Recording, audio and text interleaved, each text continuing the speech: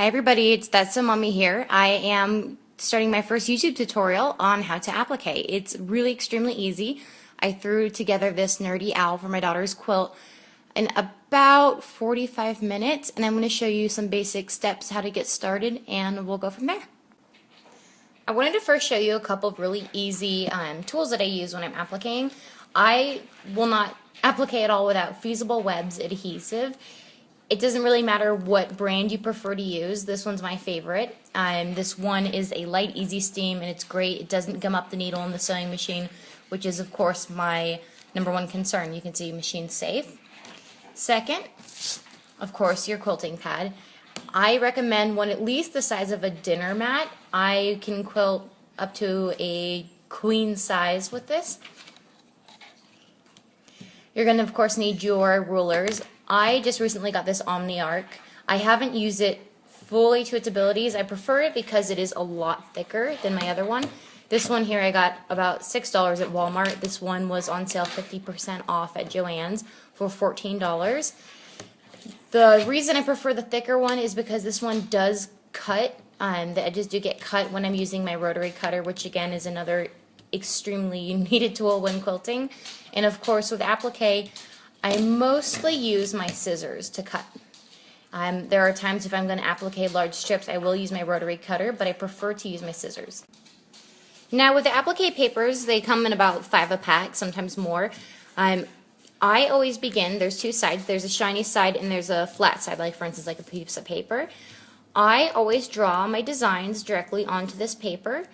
I do that, and you'll understand why, because on the other side there are usually typically bumps that come out very easily. However, it's harder to just draw on them, and I cannot use a pencil on this side. So on the other side, you're going to begin by drawing your design. So first you want to go ahead and take that matte side again like we talked about and stencil out or draw a design. I prefer to freehand draw them. It's a lot easier and I like the look it gives. I here drew the center of a flower, and I've already pre-cut and pre-drawn out the petals that are going to go around it. For your next step, you're going to cut roughly around the edges. I don't like to do exactly on the edges because it makes it a little bit harder and you are going to experience some fraying of the fabric. It can take some practice to score it. It usually is pretty easy. Sometimes you could score all the way through and you want to be very careful that you don't do that. Now again, on the wrong side of the fabric, we're going to place, of course I like to use the corner, and waste as little as possible. And go ahead and flatten it out. It's going to stick to there just like a sticker. Like I said, cut and paste, pretty darn easy. Then you're going to take your scissors and you're going to cut around your trace drawing. I do like to have a little on the edges, again like I said, so it doesn't fray, and you will notice a huge difference.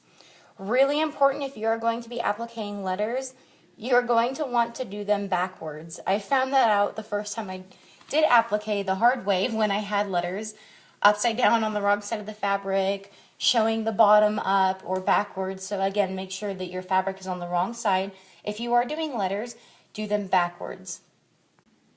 Now back over here at my mat, I've cut off the scraps, and of course I have this other sticky side with the paper over it. So when I am ready to put this on the fabric, I score it again, peel off the paper, and stick it directly into the fabric. I went ahead and cut some extra petals, you can see.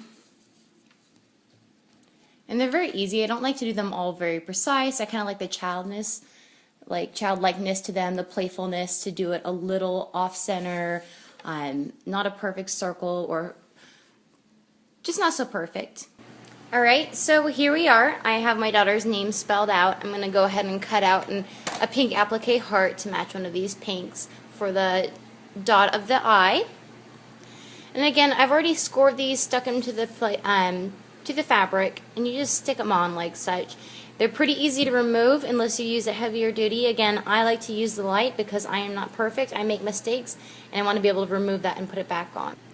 Alright, now when I'm done placing everything where I'd like it, I'm going to take it over to the ironing board. Do not iron before, and iron out all the wrinkles, make sure everything's nice and flat. You can go ahead and do a zigzag stitch around the edges. I see that a lot more often. I'll probably do a hot pink zigzag stitch on here. For my smaller pieces like the flowers, I just do a rough straight stitch around In some of the areas, I might do the free motion quilting with its own design. Don't forget to do the edges because it will fray or will come off if it's not sewn over. A very common mistake I see is someone will do their free motion and will have peeling on the edges that weren't sewn down. On baby quilts or children's quilts, I like a little bit of fraying, but I get pretty darn close to there. I will make my quilt sandwich. I will use a basting spray. I will put the batting on the inside and then this fabric as the backing. And for the final free motion quilt, I like to do either roses, I like to do a lot of different designs, and you can expect a tutorial coming back on that soon. So have fun, get to appliquing, and that has been a tutorial from That's So Mommy. I wish you luck, and feel free to comment, post, ask questions. I'm always here to help, and good luck.